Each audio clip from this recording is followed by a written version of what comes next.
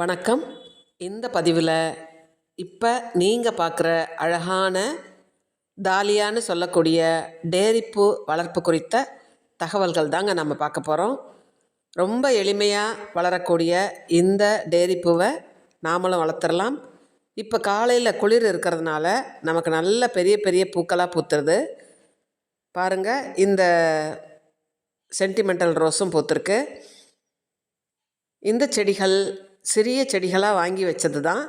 எவ்வளோ அழகாக வளர்ந்துருச்சு பாருங்கள். சாதாரண மண்கலவையில் தான் வச்சோம். அதிக உரங்கள் எதுவும் கொடுக்கறதில்ல. இன்று நாம் கடுகு பிண்ணாக்கு கரைசல் கொடுக்க போகிறோம். ஒரு நல்ல ஃபெர்டிலைசர். நீங்கள் வேப்பம் பிண்ணாக்கு கொடுக்கலாம் குறைவான அளவில். கடலை பிண்ணாக்கு கரைசலும் நீங்கள் கொடுக்கலாம்.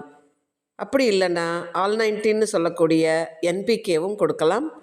ஆனால் இந்த செடிக்கு வேப்பம் பிண்ணாக்கு கலந்த மஸ்டர்ட் கேக் ஃபெர்டிலைசர்னு சொல்லக்கூடிய இந்த உரம் மிகச்சிறந்ததாக இருக்கும். நல்ல ஹெல்த்தியாக தொடர்ந்து பூக்களை கொடுத்துட்ருக்குங்க. ஒரு நாளைக்கு குறைந்தது 5 பூக்களாக கொடுத்துரும். இன்னும் சில செடிகள் வளர்ந்துட்டுருக்கு. அதெல்லாம் இனி தான் பூக்கும். பாருங்கள், எவ்வளோ அழகான நிறத்தில் நல்ல ஒரு முழுமையாக மலர்ந்துருக்கு பாருங்கள். இந்த செடி நீங்கள் கிழங்கு வகையாகவும் கிடைக்கும், நாற்றுக்களாகவும் கிடைக்கும், செடிகளாகவும் கிடைக்கும். உங்களுக்கு எப்படி கிடைக்குதோ வாங்கி வைக்கலாம். நமக்கு இப்போது ஏப்ரல் எண்டு வரைக்குமே நமக்கு இந்த பூக்கள் பூத்துரும். அதற்கு பிறகு செடியை நாம் மல்லி சாமந்திகளை சேமித்து பாதுகாத்து வச்சு அடுத்த வருஷம் பூக்க விடுறது மாதிரியே இதையும் நாம் பாதுகாத்து அடுத்த வருஷத்துக்கு பூக்க விடலாம். கட் பண்ணி விட்டு நம்ம பாதுகாத்து தண்ணி கொடுத்து வந்துடலாம். அந்த நேரத்தில் நம்ம எந்த உரங்கள் கொடுக்கணும்னு அவசியம் இல்லை. இப்போ பூத்துட்ருக்க நேரத்தில் நாம் உரங்கள் கொடுக்கலாம். ரொம்ப நல்ல ஒரு அழகான நிறங்கள் எனக்கு கிடச்சிருக்கு. ரொம்ப சந்தோஷமாக இருக்குது இதெல்லாம் பார்க்குறதுக்கு. இவ்வளோ பெரிய பூக்கள் நல்லாவே பூக்கிறது. மினியேச்சர் டாலியா தான் சின்னதாக பூக்கும். இந்த பூக்கள் பெரிய அளவில் தாங்க பூக்கும். இந்த செடியை ஒரு பங்கு செம்மண், ஒரு பங்கு கொக்கோபிட், ஒரு பங்கு மண்புழு உரம், இந்த கலவையில் நாங்கள் 9க்கு 9லையும் வைக்கலாம். ஆரம்பத்தில் இது 12க்கு 12 பேகு க்ரோ பேக்கில் வச்சுருக்கோம். நீங்கள் சின்ன செடியாக இருந்தால் இன்னும் சின்ன தொட்டியில் வைக்கலாம்.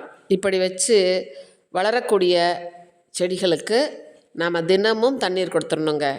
இதில் மற்றபடி அதிக பூச்சி தாக்குதல் இருக்காது. அப்படியே இருந்தாலும் நீங்கள் லேசாக 10 நாட்களுக்கு ஒரு முறை பூச்சி விரட்டி தெளிச்சிடலாம். இது வரைக்கும் எனக்கு பூச்சி தாக்குதல் வரல.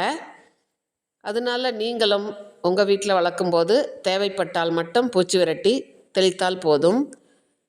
இப்படி நாம் வளர்க்கும் பொழுது கடுகு பிண்ணாக்கு கரைசல் கொடுக்கலாம். அது ஒரு நல்ல பல சத்துக்கள் சேர்ந்த ஒரு உரமாக இருக்கிறதுனால இந்த டேரிப்பூ செடிக்கு மிகவும் பயனுள்ளதாக இருக்கும். இப்போ நீங்கள் பார்க்குறது தான் மஸ்டர்ட் கேக். ஆன்லைனில் வாங்கியிருக்கோம். இது பவுடரும் கிடைக்கிது, கேக்காகவும் கிடைக்கும். நீங்கள் எப்படி வேணால் வாங்கி, ஆனால் ஊற வைக்கணும். ஒரு 2 நாள் தண்ணியில் கொட்டி ஊற வச்சுருங்க.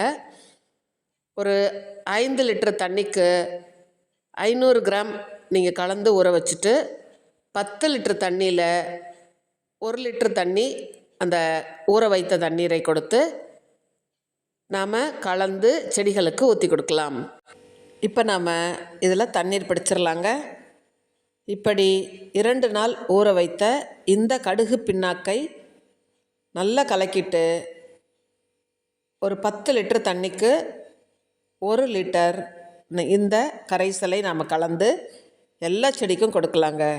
இதில் நைட்ரஜனும் அதிகமாக இருக்குது, மற்ற மினரல் சத்துக்களும் அதிகமாக இருக்குது. அதனால நாங்கள் இந்த உரத்தை கொடுத்துட்ருக்கோம்.